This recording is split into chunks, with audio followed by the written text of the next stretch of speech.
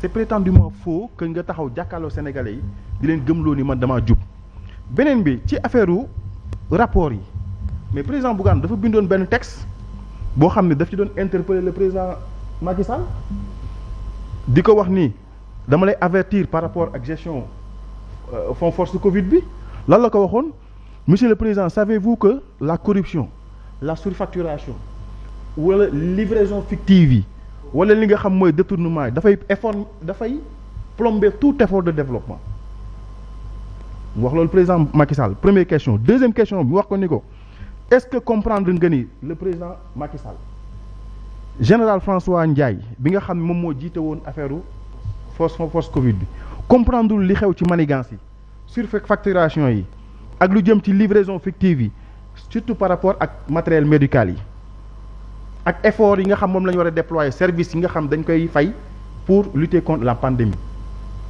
troisième question mu ne président Macky Sall est-ce que comprendre nga ni am na 250 lits yoo xam ni ñoom dañu prétendre dañ ko jënd alors que dañ ko dem àbb ci benn société boo xam ni maître d'ouvrage la mu tudd société Ellipse Project moom moo yoroon travaux yi nga xam ni moo jëmoon ci hôpitaux yu Kaffrine Sédhiou Kédougou ak Touba beneen question mu ne ko monsieur le président est-ce que comprendre nga ni am na ministre yoo xam ne en pleine pandémie te ñoo gérer affaire Covid bi ils se sont tapés 2 villas biir Almadies ak biir Yoff mais yooyu yëpp justice waxul woon dara beneen bi mooy président Bougane dafa interpellé woon ak également la justice par rapport ak Mansour Faye sur l'histoire des 100 milliards mooy plan décennal de désenclavement du Sénégal 80 voilà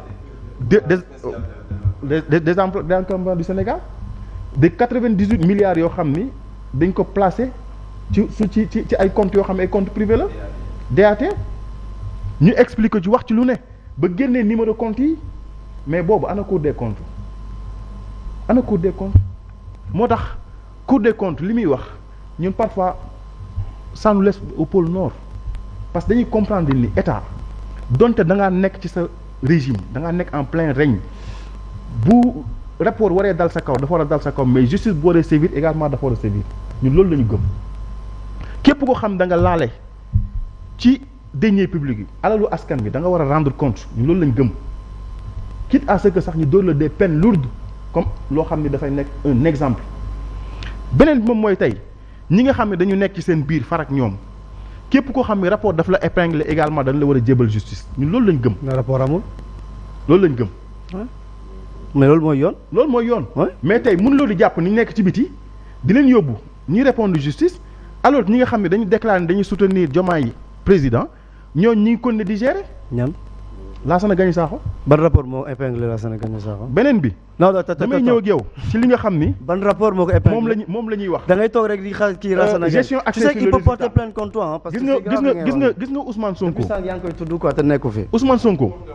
ah non mais Ousmane Sonko. non ñoom moom justice. ñoom moom justice tëjee ñëpp. non pas man moom justice. gis nga tey mais soo toogee si moom justice. moom bi ñu moom justice. non c'est-à-dire moom bi moom justice. moom bi Ousmane Sonko.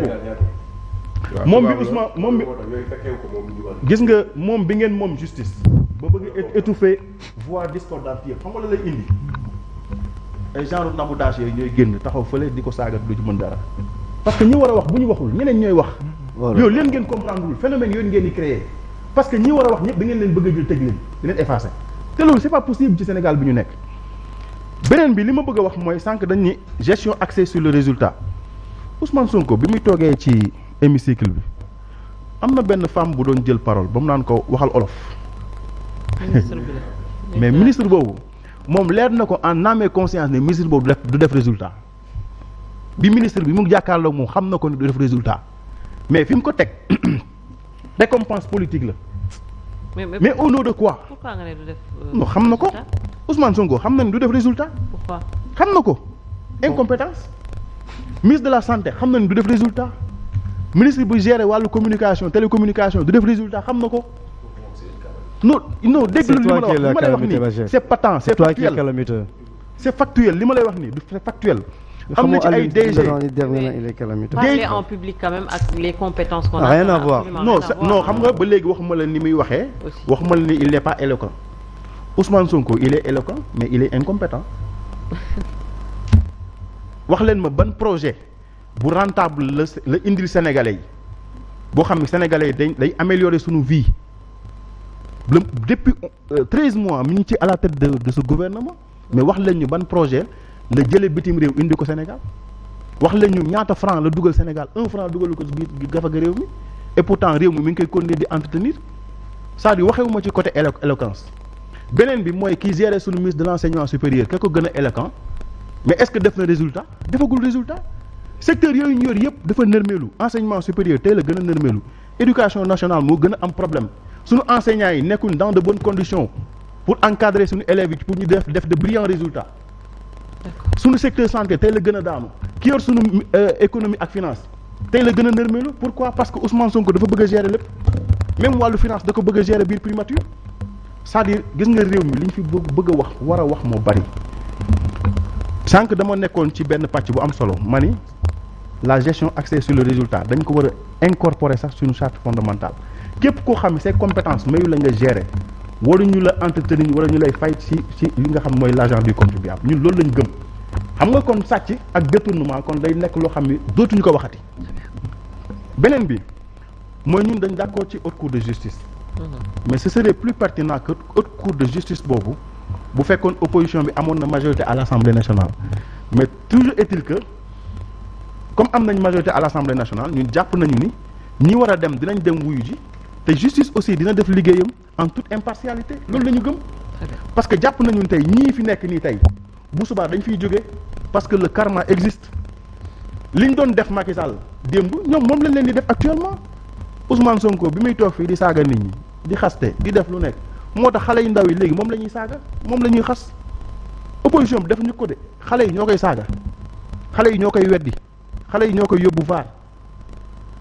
loolu tax na dem na ba gouvernement bi dafa dem ba dañu perdre seen sérénité àndatuñ ak seen sérénité pour def face ak li nga xam moom la Sénégalais yi bëgg li ñu bëgg a def te bëgg koo def mooy lan seen lépp ci communication lañ ko bëgg a gérer ci lañ ko bëgg a régler c'est-à-dire manipuler askan bi gëmloo ne ni wàññi nañ facture wàññi nañ courant bi oyofal bi wàññeeku na te Sénégalais lambda bi xam ni moom la mu daan jënd di ko consommer moom lay consommer ba léegi saa yoo xanaa nekkoo ci réew mi qui a dit ça kan moo ne courant dafa wàññeeku yow xanaa nekkuloo ci réew mi kan moo ne oyofal dafa wàññeeku xam nga bàyyi la comprendre naa sa stratégie moi je suis dans le secteur léegi comprendre naa la non man dama ne la man je suis dans le secteur li nga wax noonu gëmloo nañ ni Sénégalais ni c'est faux dund bi wàññeeku na alors que tey le dund bi gën a cher tey le pouvoir d'achat bi gën a baissé gëmloo nañ Sénégalais yi ni seen campagne agricole bi am na réussite alors que tey campagne agricole bi tey la gën a catastrophique la preuve tey boo demee ci monde rural ñun dañuy def monde rural plus que moi réalité bi dañ koy tate baykat bi tey la gën a torox tey la gën a sonn tey la gën a am jafe-jafe tey la gën a manque rentabilité par rapport ak production boo xoolee tey secteur boo mënti laal tey la ciy defal manipulation da ngay gis ni secteur boobu tey la gën a nërmeelu waaw loolu lan mooy firndeel loolu incompétence ak cuune ak télé d'accord c'est parce que dañoo jël réew mi encore une fois comme ni ko président Bougane doon waxee dénk ko ay nit yoo xam ni li ñu xam mooy ñëw dagg sa juuti dagg sa juuti c'est-à-dire nit koo xam ni xam nga tey xam nga tey damay paraphraser sëriñu waa Pastef bi xalifa général waa Pastef bi sëñ Bara Ndiaye dafa waxoon ni Ousmane Sonko ñi ko dàq impôt domaine ñoo ko tooñ Ousmane Sonko bopp bi dara néew ci yeewuwul ku ko joxoon avion sax xamul fu mu jëm Cheikh Bara Ndiaye waxoon loolu c'est-à-dire loolu dafa nekk loo xam ne tey dafa commencé transcender le temps et que dañu commencé nekk ci situation boobu lépp loo xam ne Ousmane Sonko waxoon nañu ko situation bi dafay ñëw ba réalité mettre à l'épreuve te dañuy gis ni da ci nekk loo xam da ci échoué loolu moo waral au lieu nga dem assemblée nationale indil ñu ay solution par rapport ak jafe-jafe yi ñuy dund mais da nga fay nekk di daggasante ak opposition da nga fay nekk di baisser le débat da nga fay nekk di wàccee niveau bi Ousmane Sonko actuellement fi ñu toll nii c'est vachement long c'est long mooy toog di raser les murs par rapport ak li nga xam ne mooy yaakaar bu juddu woon ba ñu bëri joxe ci seen bakkan yaakaar bu juddu woon ba ñu bëri yàq ci seen revenir à la cour de justice waaw Bachir on a fait waaw Noël s'il te plaît non c'est bon Non, dama ne pour revenir à la haute cour de justice parce que là on était parti sur énormément de sujets. Non bon nag. nee na la haute cour de justice dafa am ñu ñu ko jagleel loolu ngay njëkk a comprendre dafa am ñu am ce qu'on appelle privilège de juridiction. Voilà donc c'est tout à fait normal. Oui. Que ministre boo ko naree topp ci loo xam ne c'est lié à sa fonction ministérielle. nga yóbbu ko haute cour de justice. Naturellement ouais. Naturellement tey jii nii mu ngi tudd léegi maître Ndiaye ñoom avocats yi mënoo leen yóbbu dans les tribunaux ordinaires. Ouais. Cour d'appel rek nga leen mën a dem àtte ji. C'est comme nous ak tribunal des pairs. Voilà ben non le tribunal des pairs c'est même pas un tribunal laissons ça là-bas. c'est juste point de vue moral. C'est vous dans vous. Hein. Voilà mais par exemple un magistrat boo ko naroon topp di ko àtte cour suprême la koy topp ku nekk am na lu la jox un officier supérieur. mënoo ko yóbbu et cetera donc dafa am ñoo xam ne sunu armature administrative dafa am ñu mu jagleel loolu donc loolu y a pas de problème c'est prévu par les textes te nii la war a demee tey jii nii bu fekkente ne ministre Matar Ba nga xam ne moo nekkoon kilifa monsieur Niang dem nañ ba war ko topp quand bien même aussi il faut c'est bien de le préciser c'est pas parce que le rapport ne l'a pas cité que les enquêtes ne peuvent pas ne pas le citer. Oui. Ça aussi c'est important de le dire mën nga bañ a citer le rapport peut ne pas te citer mais si biir enquête yi parce que moom ay liens. voilà parce que le rapport ça donne des indications sommaires yoo xam ne après il faut revenir derrière par des enquêtes plus approfondies. Effectivement. Donc tey jii nii mën nañ xool et cetera ak yooyu loolu yëpp c'est pas grave loolu yëpp c'est prévu loolu yëpp c'est tout à fait normal mais xam nga lu ñuy wax te di ko wax toujours attention à ne pas avoir une situation qui donne des relents de règlement de compte lu ñuy wax toujours mooy attention à ce que mu mel ni dafa am ñu ñu singale ak ñu ñu bàyyi donc foofu ngay waxee xam nga wax naa ko fi semaine passée dinaa ko waxaat nee naa leen on nous dit le procureur privilégie le recouvrement plutôt que le placement en détention c'est heureux bu dul woon loolu xëy na duñ fi toog ak monsieur Niang mais au moment où des gens mobilisent une trentaine de personnes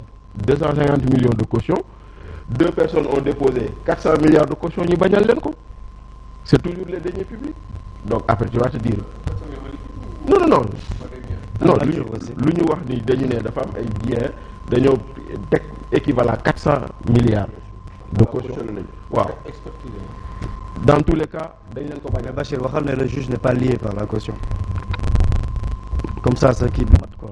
Est-ce que dama bàyyi ma eggali s'il te plaît. Je t'en prie. Merci.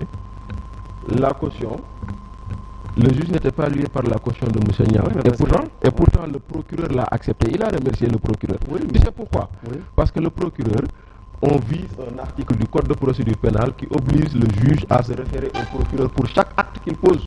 Oui.